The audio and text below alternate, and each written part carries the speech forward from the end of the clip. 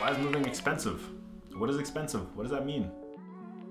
You pay X amount of dollars for rent, let's call it $1,000, okay? I live in Vancouver, British Columbia. $1,000 buys you like a room. That means you have a $500 damage deposit. I can move that for less than 500 bucks. You're paying somebody a $500 deposit to control the possibility that you will damage their home. When you pay me 500 bucks or less, I'm moving that for you and I'm not damaging your landlord's property or your next landlord's property. I'm saving you a lot of liability for that money, and it's less than half the damage deposit. If you have a commercial vehicle, show up with 2 grown men to move your stuff. We don't know where you live. We don't know how many stairs you have. We don't know how big the doorway is. So instead of worrying about the price, worry about the result. The result is what you're paying for. It's actually cheap when you think about it. How to save money when doing it yourself. Move mid-month. Nobody wants to hear from you the last week of the month because you couldn't get a U-Haul or because your friends fell through. They just don't want to hear it.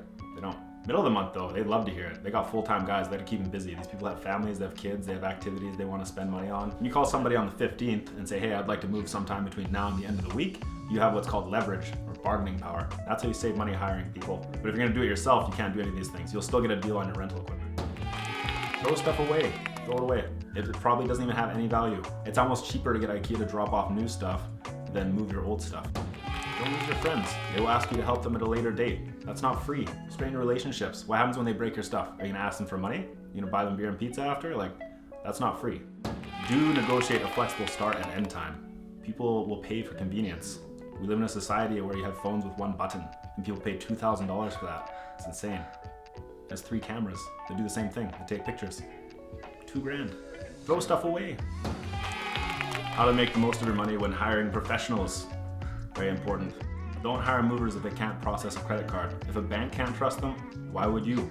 The bank's just trusting them with money. You're trusting them with all of your stuff. At best, these people have no idea what they're doing. At worst, they're literally gonna show up in a U-Haul, at which point you're already committed to using them. They're gonna take all of your stuff and they're gonna block your number. You'll never see that stuff again. This has happened, but honest to God, it happens.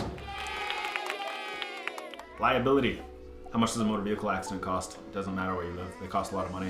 Honest to God, you pay like 50 grand for a new vehicle. It doesn't matter if you're driving a bicycle. If you smash into somebody's brand new vehicle, it'll cost you thousands of dollars to fix.